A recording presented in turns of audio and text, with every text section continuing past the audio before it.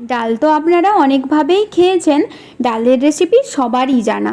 তবুও আমি কিভাবে কালো মুসুরির ডালটা বানাই সেটাই আর শেয়ার করব আপনাদের সঙ্গে। তার জন্য আমি এখানে কিছুটা পরিমাণ রসুন, কাঁচা লঙ্কা, পেঁয়াজ, টমেটো সব কুচিয়ে নিয়েছি।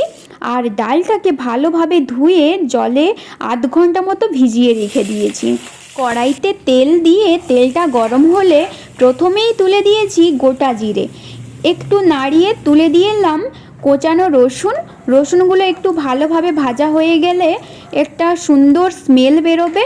আর তখন তুলে দিয়েছি কাঁচা লঙ্কার কুচি আর পেঁয়াজ কুচিগুলো তুলে বেশ ভালোভাবে নাড়িয়ে পেঁয়াজের গায়ে যখন গোলাপি রঙটা ধরবে তখন তুলে দিতে হবে টমেটো কুচি।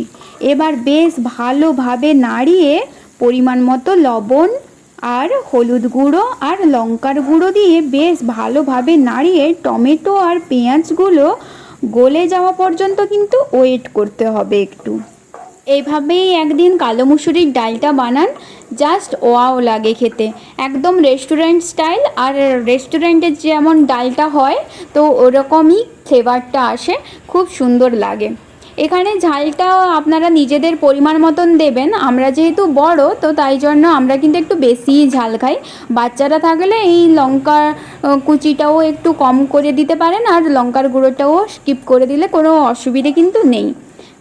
এখন এটাকে একটু আমি ভালোভাবে ঢাকা চাপিয়ে রেখে দেবো, তাহলে তাড়াতাড়ি গলে যাবে।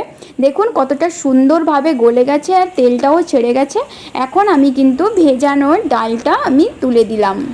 ডালটা ভিজিয়ে রাখলে কি হয়, ওটা কিন্তু খুব তাড়াতাড়ি সেদ্ধ হয়ে যায়, তাই জন্যই ভিজিয়ে রাখা মূলত। তবে নাও ভিজিয়ে রাখতে পারেন, তাহলে কিন্তু সিদ্ধ করতে একটু বেশি সময় লাগবে, তা এটাই আর কি। এবার কিন্তু সম্পূর্ণ পুরো মশলাটার সঙ্গে ডালটাকে ভালোভাবে একটু নাড়িয়ে চড়িয়ে একটু ভালোভাবে কিন্তু একটু ভাজা ভাজা করে নেব।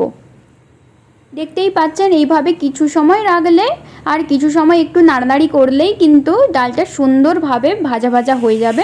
দেখতেই পাচ্ছেন কতটা সুন্দরভাবে এখন ভাজা ভাজা হয়ে এসছে। তো এখন কিন্তু আমি পরিমাণ মতো জল দিয়ে দিলাম।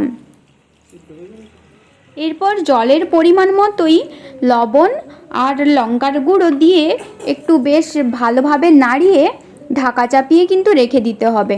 আবার ডালকে একটু বেশি কিন্তু নাড়লে তখন কিন্তু ডালটা সেদ্ধ হয় না। তো তাই জন্য একটু এখানে এই মানে লবণ আর লঙ্কার গুঁড়োটা দিয়ে দেওয়ার পরে একটু জাস্ট নাড়িয়েই ঢাকা চাপিয়ে কিন্তু 10 মিনিটের জন্য রেখে দেব। তারপরে একটু ধনেপাতা কুচিয়ে রাখবো।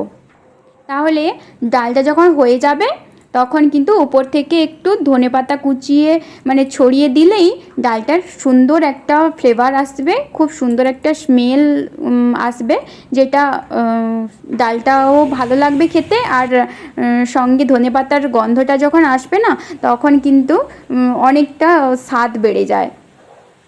দেখুন এখন কিন্তু ডালটা সম্পূর্ণভাবে কিন্তু সেদ্ধ হয়েই গেছে। আরও কিছু সময় আমি ঢাকা চাপিয়ে এখানে রেখে দিলাম। আর এখন কিন্তু ডালটা একটু গাঢ় গাঢ় হয়ে এসছে। এখন আমি কোচানো ধনেপাতাগুলো ছড়িয়ে দিলাম উপর থেকে। দেখুন কতটা সুন্দর ডেলিশিয়াস একটা ডাল তৈরি হয়ে গেছে। আর এটা কিন্তু খুবই টেস্টি হয়, আপনারা বাড়িতে অবশ্যই ট্রাই করুন। আর ট্রাই করলে কিন্তু আমাকে কমেন্ট করতে একদম ভুলবেন না। আজ তাহলে এখানেই শেষ করছি, দেখা হচ্ছে নেক্সট কোনো ভিডিওতে। টাটা।